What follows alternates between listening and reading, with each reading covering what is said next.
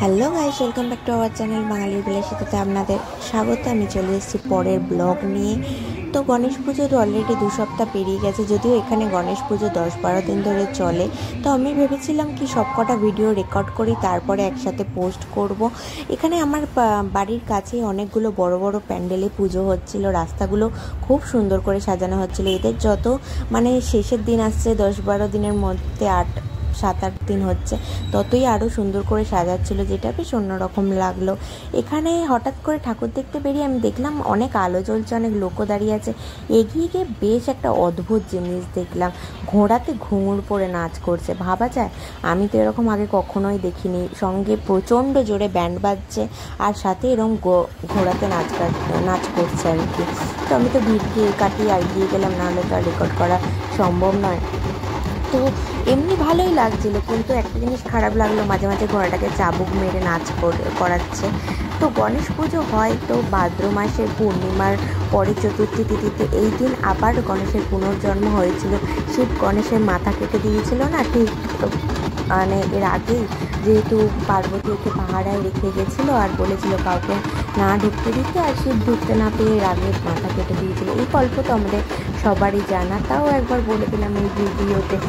যাই হোক, তো এখানে এই ঘোড়ার নাচের পরে আরও একটা অদ্ভুত জিনিস দেখলাম, একটা বড় গ্রুপের পারফরমেন্স। তো ওখানে হচ্ছে ওরা মাথায় একটা বড় শিবের চালচিত্রি নিয়ে এলো, দিয়ে সেটা মাথায় করেই নাচ করছিল। এই চালচিত্রিটা ঠিক আমাদের যেমন শ্রাবণ মাসে শিবের মাথায় জল ঢালতে যাওয়ার সময় অনেকে নিয়ে যায় না, ঠিক সেরকমই বানানো, মাথার উপরে একটা ঘট রেখে তার উপরে ওই চালচিত্রটা রেখে নাচ করছিল। এই যে দেখুন ঢুকছে, বেশ ভালো লাগছিলো, অন্যরকম দেখতাম। তো প্রায় 10-15 মিনিট ওখানে দাঁড়িয়ে দেখছিলাম।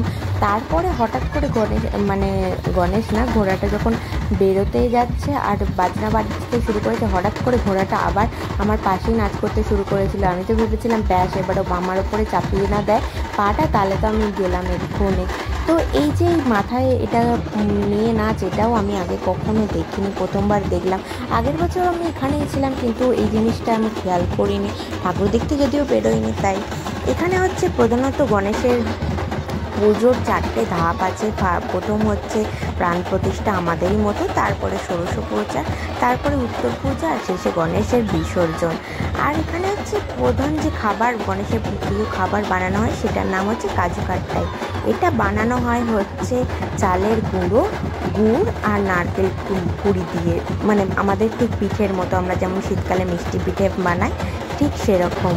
তো এখানে যে গাছের যে প্যান্ডেলটা ছিল, ওই প্যান্ডেলটার ভিডিও আমি পরের ব্লগে আনছি।